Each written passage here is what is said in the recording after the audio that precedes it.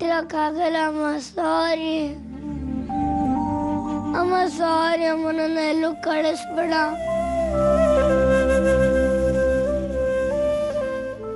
ಅಮ್ಮ, ಹೇಗಿದೆ ನನ್ನ ಮ್ಯಾಜಿಕ್? ನನ್ನ ಮ್ಯಾಜಿಕ್ಕಿಗೆ ನಿಮ್ ಕಣ್ಣು ತುಂಬ್ಕೊಂಡ್ಬಿಟ್ಟಿದೆ.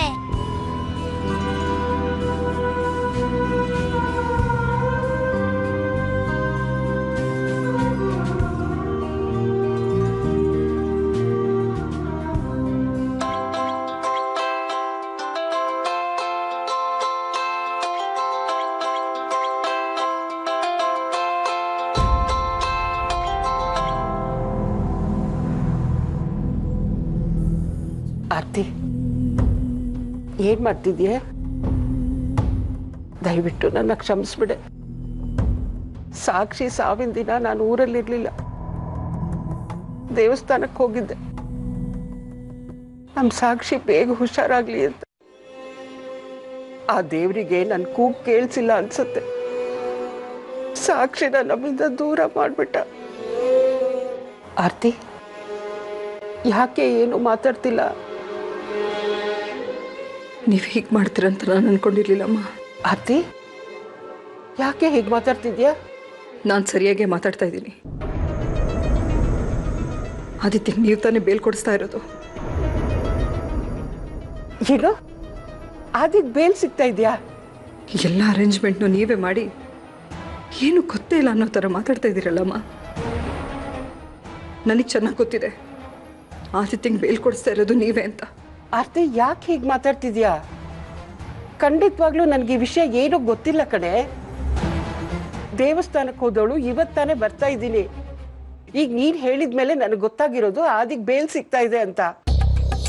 ನಿಜ ಹೇಳ್ತಾ ಇದ್ದೀರಾ? ನಾನು ನಿಮ್ಮ ಮಾತು ನಂಬೋದಾ? ಆರ್ತಿ, ನಾನು ನಿನ್ನ ಹತ್ರ ಯಾವತ್ತಾದ್ರೂ ಸುಳ್ಳು ಹೇಳಿದ್ದೀನೇನೆ? ನನ್ನ ಮಗನಿಗಿಂತ ನೀನು ಹೆಚ್ಚು ಅಂತ ತಿಳ್ಕೊಂಡವಳು ನಾನು. ಅಂಥದ್ರಲ್ಲಿ ನೀನು ಈ ರೀತಿ ಕೇಳ್ತೀಯಲ್ಲ, ಅನುಮಾನ ಪಡಬೇಡ್ವೆ. ಬೇಲ್ ನೀವು ಕೊಡಿಸ್ತಿಲ್ಲ ಅಂದಮೇಲೆ ಇನ್ಯಾರಮ್ಮ ಕೊಡಿಸ್ತಾ ಇರೋದು?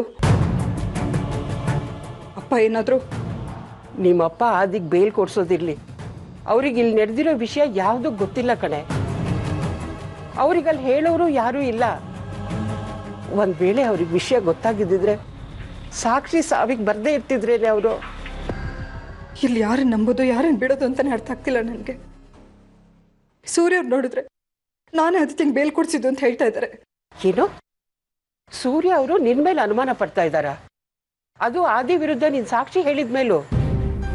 ಅವರಿಗೆ ನನ್ನ ಮಗನ ಮೇಲೂ ನಂಬಿಕೆ ಇಲ್ಲ, ನನ್ನ ಮೇಲೂ ನಂಬಿಕೆ ಇಲ್ಲ. ಅನುಮಾನ ಪಡೆದು ಇನ್ನೇನು ಮಾಡ್ತಾರಮ್ಮ? ಯಾಕೆ ಆ ದೇವರು ನಿನ್ಗೆ ಮೇಲಿಂದ ಮೇಲೆ ಕಷ್ಟ ಕೊಡ್ತಾನೆ ಇದ್ದಾನೆ? ನಿನ್ನ ಜೀವನ ಚೆನ್ನಾಗಿರ್ಲಿ ಅಂತ ನಾನು ನಿನ್ನ ಪುನರ್ವಿವಾಹ ಮಾಡಿಸ್ದೆ. ಆದರೆ ಅದು ನಿನ್ನ ನೆಮ್ಮದಿನ ಕಿತ್ಕೊಳ್ಳುತ್ತೆ ಅಂತ ನಾನು ಕನಸು ಮನಸ್ಸಲ್ಲೂ ಅನ್ಕೊಂಡಿರ್ಲಿಲ್ಲ ಕಡೆ. ಎಲ್ಲ ನನ್ನ ಹಣೆ ಬರಮ್ಮ, ಅನುಭವಿಸ್ಲೇಬೇಕಲ್ಲ.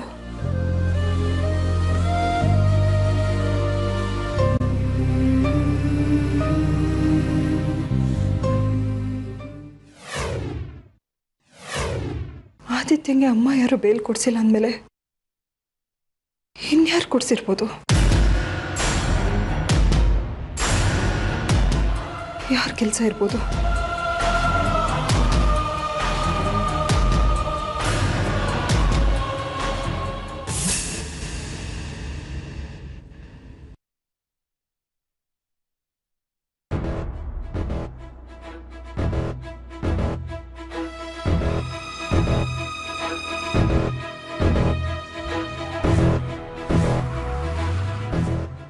ಅಮ್ಮ,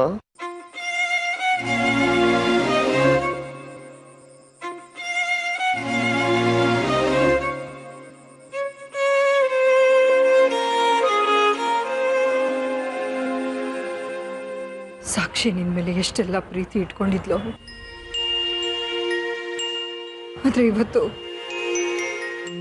ಅವಳ ಸಾವಿಗೆ ನೀನೇ ಕಾರಣ ಆಗ್ಬಿಟ್ಟೆ. ತಂಗಿ ಅಂತನೂ ನೋಡ್ದೆ, ಅವಳ ಮೇಲೆ ಆಟ ಹೊತ್ತಿಸ್ಬಿಟ್ಟೆಲ್ಲೋ.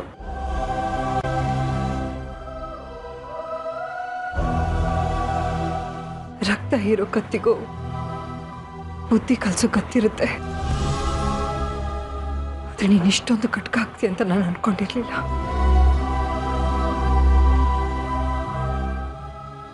ಅಮ್ಮ, ಬೇಕಾದ್ರೆ ನೀವೇ ನಿಮ್ ಕೈಯಾರ ನನ್ನ ಕೊಂದು ಬಿಡಿ. ಮಾಡ್ದಿರೋ ತಪ್ಪಿಗೆ ಚುಚ್ಚಿ ಚುಚ್ಚಿ ಮಾತಾಡ್ಬೇಡಮ್ಮ.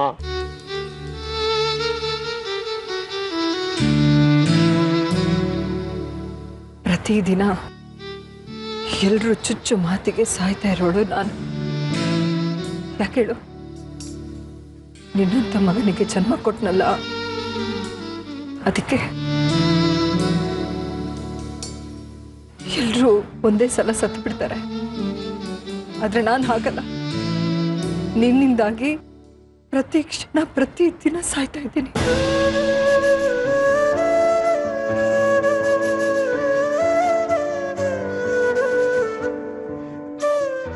ಮಾಡೋದೆಲ್ಲ ಮಾಡಿಬಿಟ್ಟು ಸಾಕ್ಷಿ ಸಾವಿಗೆ ಕಾರಣ ಆಗಿದ್ದು ಅಲ್ಲದೆ ಇಲ್ಲಿ ಬಂದು ನಾಟಕ ಆಡ್ತಾ ಇದೀಯಾ? ಶಿಕ್ಷೆಯಿಂದ ತಪ್ಪಿಸ್ಕೊಳ್ಬೇಕು ಅಂತ ಇದೆಯಾ?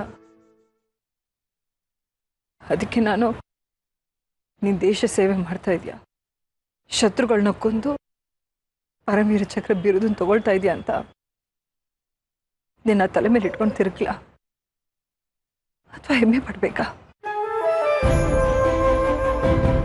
ಹೇಳಪ್ಪ, ಏನ್ ಮಾಡ್ಬೇಕು? ಹಾಗೆಲ್ಲ ಮಾತಾಡ್ಬೇಡಮ್ಮ. ನಿಜ ಹೇಳ್ತಾ ಇದೀನಮ್ಮ, ನಾನು ಯಾವ ತಪ್ಪು ಮಾಡಿಲ್ಲ. ನೀನೇ ಸಾಕ್ಷಿನ ಸಾಯಿಸಿದ್ದು. ಅವಳ ಸಾವಿಗೆ ನೀನೇ ಕಾರಣ. ನಾಚಿಕೆ ಆಗಲ್ವೇನೋ ನಿನ್ಗೆ?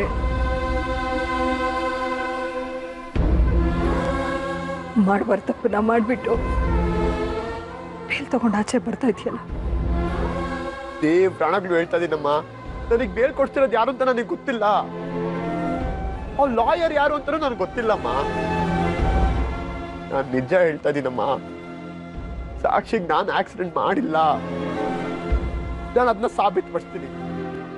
ಸಾಕ್ಷಿ ಸಮೇತ ಅದ್ ಯಾರು ಅಂತ ಕಣ್ಣಿಡ್ದು ನಿನ್ ಮುಂದೆ ನಿಲ್ಸ್ತೀನಿ. ನೀನು ಈ ತಪ್ಪು ಮಾಡಿಲ್ಲ ಅಂತ ಪ್ರೂವ್ ಮಾಡೋದಕ್ಕೆ ಈಗ ನೀನು ಹೊರಗಡೆ ಬರಬೇಕು. ಹೌದು ಬಿಡು, ಸಾಕ್ಷಿನ ನೀನು ಕೊಂದಿಲ್ಲ ಅಂತ ಹೇಳೋದಕ್ಕೆ ಪ್ರೂವ್ ಮಾಡೋದಕ್ಕೆ ಸಾಕ್ಷಿಗಳನ್ನ ಹುಡುಕ್ಬೇಕಲ್ವಾ? ಬರಲೇಬೇಕು ನೀನು ಹೊರಗಡೆ. ನಾನು ಇನ್ನಷ್ಟು ನಿನ್ನಿಂದ ನೋವನ್ನ ಅನುಭವಿಸ್ಬೇಕು ಅಲ್ವಾ? ನೀನು ಬೇಲ್ ತಗೊಂಡು ಆಚೆ ಬರೋದ್ರಿಂದ ಇನ್ನೂ ಅದೆಷ್ಟು ಅಮಾಯಕರು ನೋವನ್ನ ಅನುಭವಿಸ್ಬೇಕೇನು? ಒಂದು ಕೆಲಸ ಮಾಡು, ಜೈಲಿಂದ ನೀನು ಆಚೆಗೆ ಬರೋ ಬದಲು ಜೈಲಲ್ಲೇ ಇದ್ಬಿಡು. ಆಗ ನಿನ್ನ ಕೋಪ, ದ್ವೇಷ, ತಾಪ ಎಲ್ಲವೂ ಕಡಿಮೆ ಆಗುತ್ತೆ. ಸ್ವಲ್ಪ ಸುಧಾರಿಸ್ತೀಯ. ನೀನಂತ ಮಗನ ಹೆತ್ತಿದ್ದಕ್ಕೆ ನನ್ನನ್ನೇ ಕೋರ್ಟ್ ಕಟಕಟೆಗೆ ಹಚ್ಚೋ ಮಾಡಿಬಿಟ್ಟೆ ಅಲ್ಲ.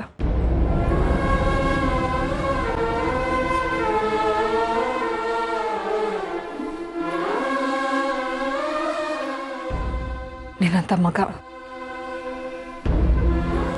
ಯಾವ ತಾಯಂದ್ರಿಗೂ ಹುಟ್ಟಬಾರ್ದು, ಯಾವ ತಾಯಂದ್ರಿಗೂ ಹುಟ್ಟಬಾರ್ದು ಕಣೋ, ಹುಟ್ಟಬಾರ್ದು.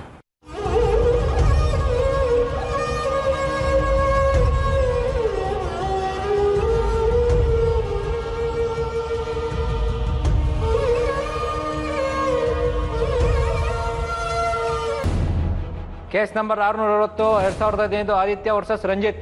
ಯುವರ್ ಆನರ್, ಈಗಾಗಲೇ ಈ ಮೊಕದ್ದಮೆಯಲ್ಲಿ ನ್ಯಾಯಾಲಯ ಆರೋಪಿಯಾದ ಆದಿತ್ಯ ಅವರಿಗೆ ಶಿಕ್ಷೆ ವಿಧಿಸಿದ್ದು, ಆ ಶಿಕ್ಷೆಯನ್ನು ಪ್ರಶ್ನಿಸಿ ಮೇಲ್ಮನವಿ ಸಲ್ಲಿಸಲು ತಾವು ಅವಕಾಶ ಕೊಡಬೇಕು. ಹಾಗೆ ಆರೋಪಿ ಆದಿತ್ಯ ಈ ಹಿಂದೆ ಯಾವುದೇ ಕೇಸ್ಗಳಲ್ಲಾಗಲಿ ಅಥವಾ ಗಲಾಟೆ ಅಪರಾಧಗಳಲ್ಲಿ ತೊಡಗಿಲ್ಲ.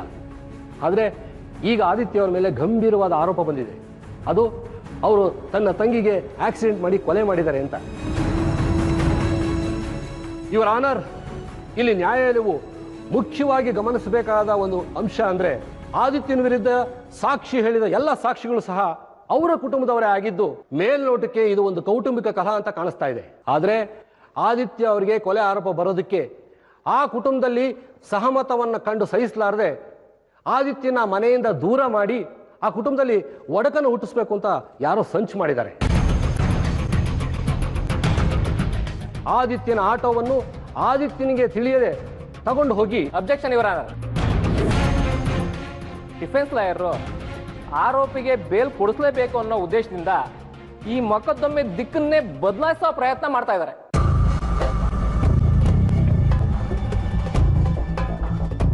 ಇಲ್ಲ ಇವರ ಆನರ್, ನಮ್ಮ ವಕೀಲ ಸಹೋದ್ಯೋಗಿಗಳು ಈ ಮೊಕದ್ದಮೆನ ಒಂದು ದಿಕ್ಕಿನಲ್ಲಿ ಮಾತ್ರ ಯೋಚನೆ ಮಾಡ್ತಾ ಇದ್ದಾರೆ.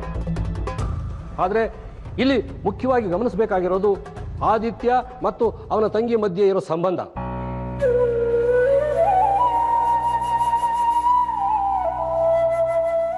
ಮಿಸ್ಟರ್ ಆದಿತ್ಯ ಅವರು ಮನೆ ಬಿಟ್ಟು ಹೋಗಿದ್ರು ಸಹ ಈ ಹಿಂದೆ ತನ್ನ ತಂಗಿ ಪ್ರಜ್ಞೆ ತಪ್ಪಿ ದಾರಿಯಲ್ಲಿ ಬಿದ್ದಿದ್ದಾಗ ಹಾಸ್ಪಿಟ್ಲ್ಗೆ ಅಡ್ಮಿಟ್ ಮಾಡಿ ಟ್ರೀಟ್ಮೆಂಟ್ ಕೊಡಿಸಿದ್ದು ಇದೇ ಆದಿತ್ಯ ಇವರಾನ.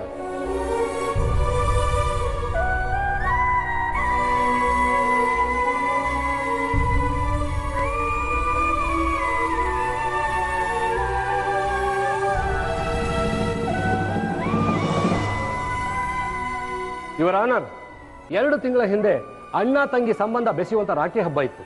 ಆಗ ತನ್ನ ತಂಗಿ ಕೈಲಿ ಹೇಗಾದ್ರೂ ಮಾಡಿ ರಾಖಿ ಕಟ್ಟಿಸ್ಕೊಳ್ಳೇಬೇಕು ಅಂತ ಮನೆಯಿಂದ ಕೋಪ ಮಾಡ್ಕೊಂಡು ಹೋಗಿದ್ದ ಆದಿತ್ಯ ಅದೇ ಮನೆಗೆ ಯಾರಿಗೂ ಗೊತ್ತಿಲ್ಲದಾಗ ಹೋಗಿ ರಾಖಿಯನ್ನು ಕಟ್ಟಿಸ್ಕೊಂಡ್ ಬಂದಿದ್ದು ಇದೇ ಆದಿತ್ಯ.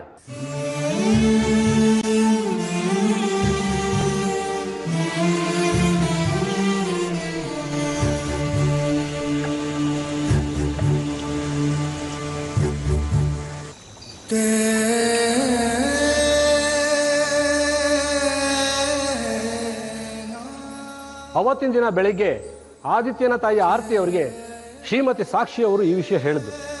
ಅಲ್ಲಿವರೆಗೂ ತಮ್ಮ ಮಗ ಯಾವುದೋ ದೂರದ ದೇಶದಲ್ಲಿ ಇದ್ದಾನೆ ಅಂತ ತಿಳ್ಕೊಂಡಿದ್ದ ಆರತಿ ಅವರಿಗೆ ಅವತ್ತೇ ತಮ್ಮ ಮಗನ ವಿಷಯ ಗೊತ್ತಾಗಿತ್ತು.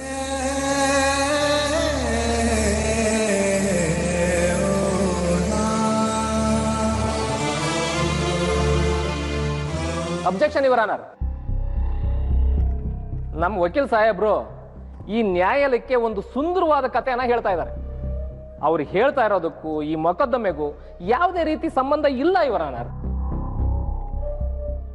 ಸಂಬಂಧ ಇರೋದಕ್ಕೆ ಇವರ ಆನರ್ ಅದನ್ನ ನ್ಯಾಯಾಲಯಕ್ಕೆ ತಿಳಿಸಬೇಕಾಗಿದೆ.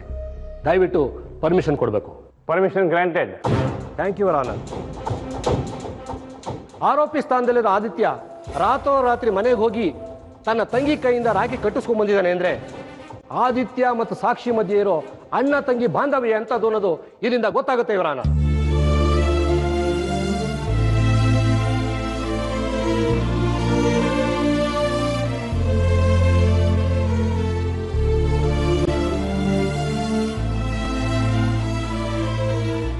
ಇಷ್ಟೆಲ್ಲ ತನ್ನ ತಂಗಿ ಮೇಲೆ ಪ್ರೀತಿ ಇಟ್ಕೊಂಡಿರೋ ಆದಿತ್ಯ ತನ್ನ ತಂಗಿನ ಕೊಲೆ ಮಾಡೋದಕ್ಕೆ ಸಾಧ್ಯನಾ?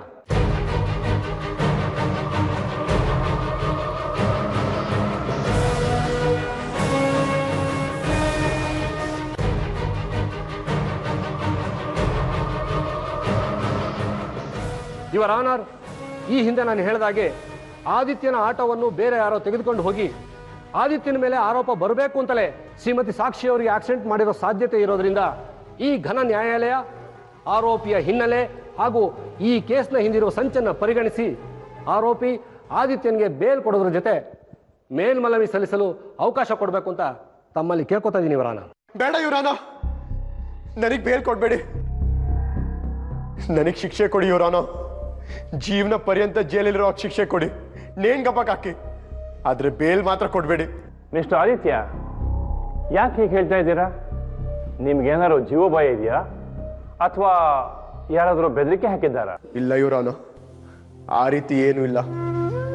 ನನ್ನವರೇ ನನ್ನ ನಂಬದೇ ಇರಬೇಕಾದ್ರೆ ನಾ ಹೊರಗೆ ಬಂದು ಏನು ಪ್ರಯೋಜನ ಹೇಳಿ? ಪ್ಲೀಸ್ ನನಗೆ ಬೇಲ್ ಕೊಡ್ಬೇಡಿ ಇವರಾನ. ನೋಡಿ ಮಹಾಸ್ವಾಮಿ, ನನ್ನ ಕಕ್ಷಿದಾರರು ಹೇಗೆ ಮೆಂಟಲಿ ಸ್ಟ್ರೆಸ್ ಆಗಿದ್ದಾರೆ ಅಂತ. ಈಗ ಅವರಿಗೆ ಆಸ್ಪತ್ರೆಯಲ್ಲಿ ಟ್ರೀಟ್ಮೆಂಟ್ ಕೊಡಬೇಕಾಗಿದೆ. ಅವರ ಆರೋಗ್ಯದ ಕಾರಣ ಹಾಗೂ ಈ ಕೇಸ್ ನಿಂದಿರೋ ಸತ್ಯತೆಯನ್ನು ಬಯಲಿಗೆ ತರೋದಕ್ಕೆ ಕೆಲವು ದಿನಗಳ ಕಾಲಾವಕಾಶ ಬೇಕಾಗಿರೋದ್ರಿಂದ ಈ ಘನ ನ್ಯಾಯಾಲಯ ಆರೋಪಿ ಆದಿತ್ಯನಿಗೆ ಬೇಲ್ ಮಂಜೂರು ಮಾಡಬೇಕು ಅಂತ ಈ ಮೂಲಕ ಕೇಳ್ಕೊತಾ ಇದ್ದೀನಿ. ದರ್ಸಾಲ್ ಇವರಾನ.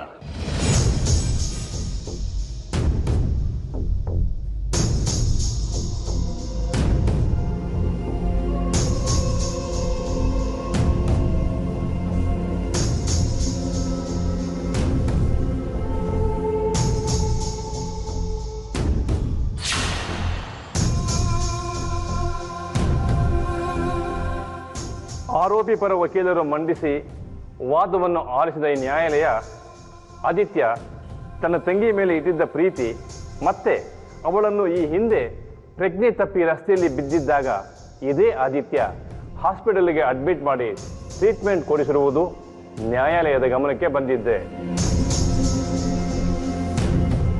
ಮಾನ್ಯ ವಕೀಲರು ಮಂಡಿಸಿ ವಾದದಲ್ಲಿ ಈ ಮೊಕದ್ದಮೆಯ ಹಿಂದೆ ಕಾಣದ ಕೈ ಅಡಗಿರುವ ಸಾಧ್ಯತೆ ಇದೆ ಎಂದು ಅನುಮಾನ ವ್ಯಕ್ತಪಡಿಸಿದ್ದಾರೆ.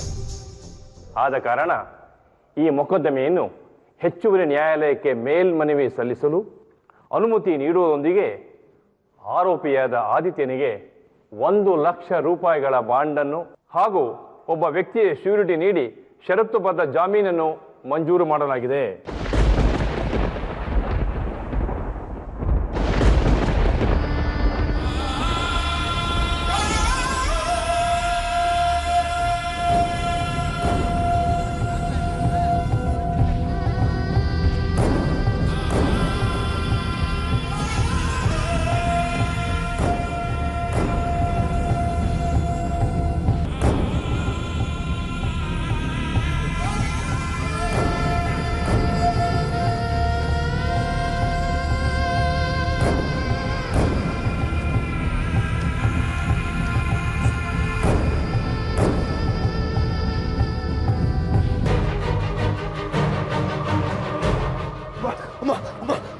ನನಗೆ ಯಾರು ಬೇಳ್ಕೊಟ್ರು ಅಂತ ನಂಗೆ ಗೊತ್ತಿಲ್ಲ ಅಮ್ಮ. ಅಮ್ಮ ನನ್ನ ಮನ ತನ್ನಮ್ಮ ಅಮ್ಮ ನಿನ್ನ ಕಾಲು ಹಿಡಿದು ಕೇಳ್ಕೊಳ್ತೀನಮ್ಮ. ಅಮ್ಮ ಪ್ಲೀಸ್ ನನ್ನ ಮಾತು ನಮ್ಮಮ್ಮ. ಇದೆಲ್ಲ ಹೇಗಾಗ್ತಿದೆ ಅಂತ ನಂಗೆ ಗೊತ್ತಾಗ್ತಿಲ್ಲ ಅಮ್ಮ. ಇವಾಗೇನಮ್ಮ ನನ್ನ ಜೀವನ ಪರ್ಯಂತ ನಾನು ಜೈಲಲ್ಲೇ ಇರ್ಬೇಕಲ್ಲಮ್ಮ. ಇರ್ತೀನಮ್ಮ. ಅಮ್ಮ ಬಂದು ಜಡ್ಜಿಗೆ ಹೇಳಮ್ಮ. ಅಮ್ಮ ಪ್ಲೀಸ್ ಬಾ ಅಮ್ಮ. ಅಮ್ಮ ಪ್ಲೀಸ್ ಬಾ ಅಮ್ಮ. ಅಮ್ಮ ಪ್ಲೀಸ್ ಬಾ ಅಮ್ಮ. ಮಾಡೋದೆಲ್ಲ ಮಾಡಿ ವೇದಾಂತಿ ತರ ಮಾತಾಡ್ತಿದ್ದೇನೋ. ಸಾಕ್ಷಿಗೆ ಏನೋ ಮಾಡಿಲ್ಲ.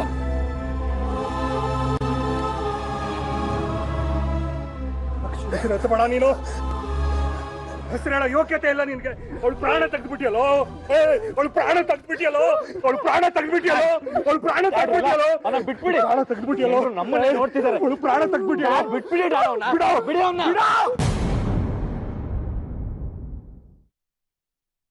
ನನ್ನ ಮಗಳು ಸತ್ತು ಹೋಗಾಯ್ತು. ನನ್ನ ಬಗ್ಗೆ ನಾ ಯಾರು ಏನು ಅನ್ಕೊಂಡ್ರೆ ಐ ಡೋಂಟ್ ಕೇರ್.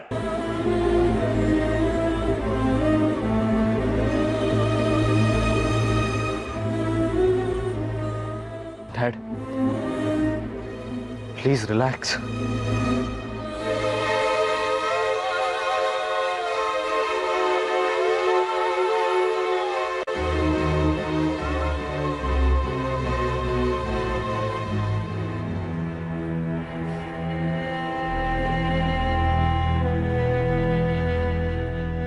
ನನ್ನ ಮನೆ ಸೌಭಾಗ್ಯನೇ ಸಾಯಿಸ್ಬಿಟ್ಟಿಯಲ್ಲೋ. ಇಲ್ಲಪ್ಪ ನಾನು ಸಾಯಿಸಿಲ್ಲಪ್ಪ. ನನ್ನ ನಂಬಿಪ್ಪ. ಅಪ್ಪ ಯಾವನೋ ನಿನಗಪ್ಪ? ಇನ್ನು ಮೇಲೆ ನಾನು ನಿನಗೆ ಅಪ್ಪನೂ ಅಲ್ಲ, ನೀನು ನನಗೆ ಮಗನೂ ಅಲ್ಲ. ಬದುಕಿರಬಾರ್ದು ಕಣ ನೀನು. ಬದುಕಿರಬಾರ್ದು ಕಣ. ಬದುಕಿರಬಾರ್ದು ಕಣ ನೀನು. ಬದುಕಿರಬಾರ್ದು. Dad relax.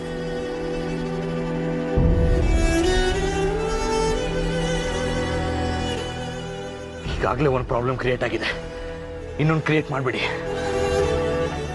ಬನ್ನಿ ನನ್ನ ಜೊತೆ, ಬನ್ನಿ.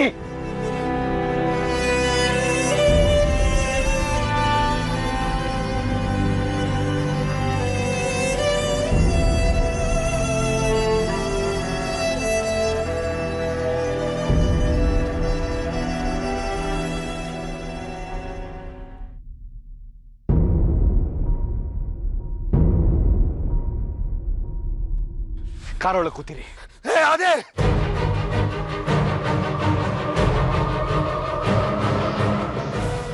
ಇವತ್ತು ನೀನ್ ಮೋಸ ಮಾಡಿ ಬಚಾವಾಗಿರ್ಬೋದು ಕಣ. ನೀನು ಉದ್ಧಾರ ಆಗಲ್ಲ. ಸರ್ವನಾಶ ಆಗೋಗ್ಯ ಕಣ.